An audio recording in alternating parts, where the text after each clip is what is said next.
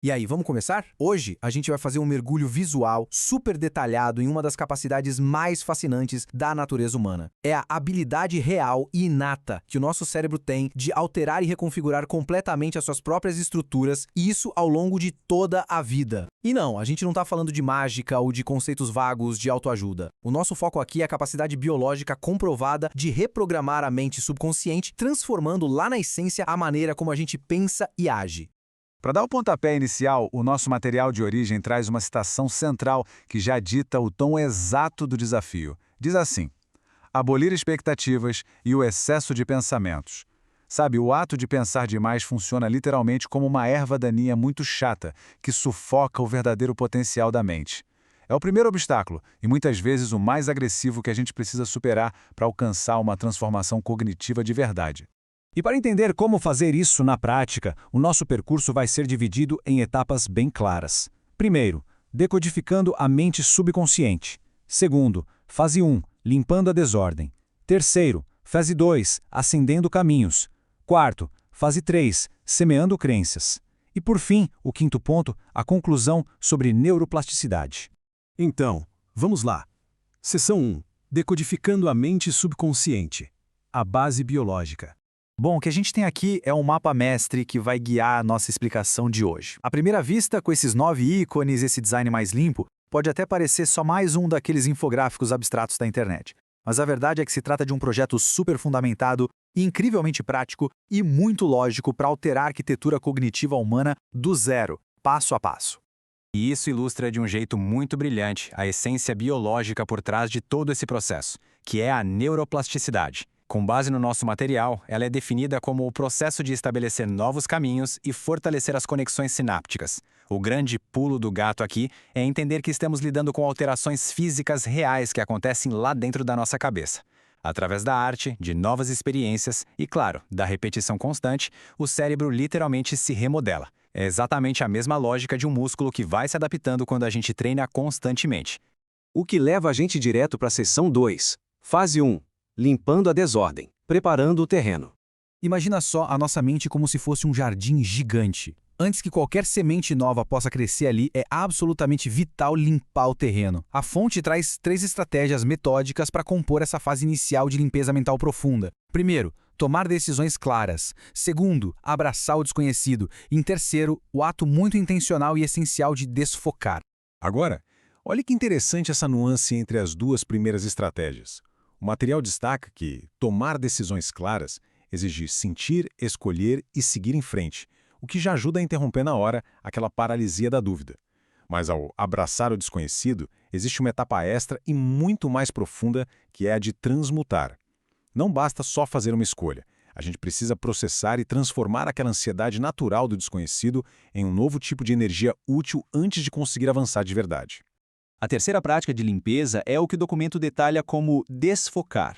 E atenção, não é só dar aquela pausa no meio do dia para olhar o celular ou se distrair de forma vazia. O ato de afastar o foco e realmente descansar manda um sinal ativo para o cérebro de inatividade mental. E isso funciona como um gatilho biológico muito potente. Ironicamente, é exatamente esse descanso estruturado que estimula e prepara a neuroplasticidade, soltando as tensões e deixando o cérebro prontinho para absorver novas informações. E tudo isso deixa no ar uma reflexão bem provocativa. Uma vez que a gente tira as ervas daninhas e deixa o terreno fértil todo preparado, como preencher na prática esses espaços mentais recém-limpos com conexões sinápticas completamente novas? Vamos entender isso na seção 3. Fase 2. Acendendo caminhos. A faísca inicial. Chegamos na parte proativa da transformação. A fase 2 é o momento exato em que novas vias sinápticas começam a ser acesas, formando estradas novinhas em folha dentro da nossa cabeça. E para dar essa partida, o material cataloga 3 métodos bem dinâmicos: o poder de visualizar, a prática engajada de criar arte e a busca deliberada por novas experiências. O guia dá um peso gigantesco para essa diretriz de visualização. Imaginar criativamente os sonhos com imagens e sentimentos fortalecedores. A reprogramação real exige muito mais do que ficar só pensando no futuro de um jeito passivo. O mapa neurológico só ganha força quando a imagem mental se junta obrigadamente com emoções profundas e de poder. Em termos práticos, a imagem dá a direção exata. mas é o sentimento que funciona como aquele impulso étrico definitivo que grava a informação de vez na mente. E é muito bacana ver como as outras duas práticas atuam em frentes que se complementam demais.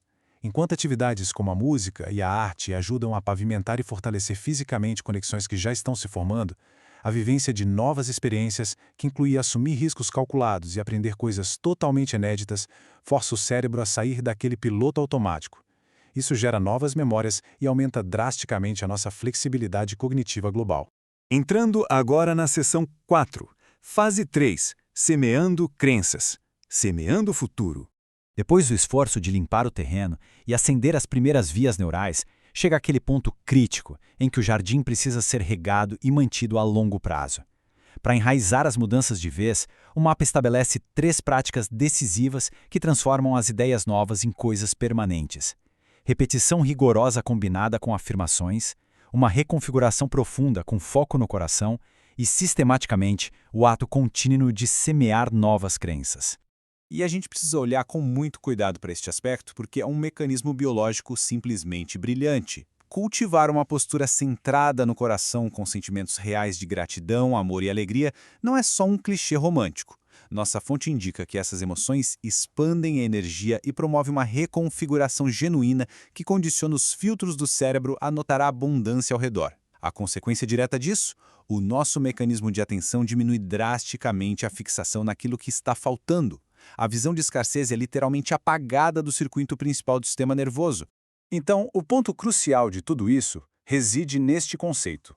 A repetição fortalecida é a chave para fortalecer novos caminhos neurais. Entender a mecânica disso muda completamente o jogo. Sem esse engajamento constante e intencional, aquelas conexões sinápticas novinhas, por mais empolgantes que tenham sido quando se formaram, vão inevitavelmente enfraquecer e se dissolver na nossa rotina diária. A persistência contínua é, na verdade, a cola estrutural de uma mente reformulada.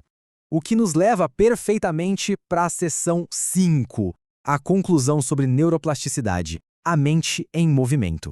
Toda a lição profunda do guia se materializa nesse ciclo de transformação que simplesmente não tem fim. O trabalho consiste em permanentemente notar as crenças limitantes no momento em que elas surgem na consciência e, em resposta imediata, semear ativamente novas crenças no lugar. Isso revela de um jeito muito claro que reprogramar a mente subconsciente não é um evento isolado de final de semana, mas sim uma prática vigorosa e atenta que a gente leva para a vida toda. E a gente conclui essa exploração com uma verdade biológica poderosa e inevitável extraída do material. Cada prática fortalece novos caminhos neurais. O nosso cérebro nunca está parado. Se a gente considerar que todo pensamento cultivado com emoção e toda atitude repetida no dia a dia estão neste exato segundo, moldando fisicamente as rotas da própria consciência, que tipo de caminho neural vai ser construído a partir de hoje? Fica aí a profunda reflexão sobre o impacto dessa biologia aplicada. Essa foi mais uma análise detalhada do nosso material e a gente se vê na próxima exploração.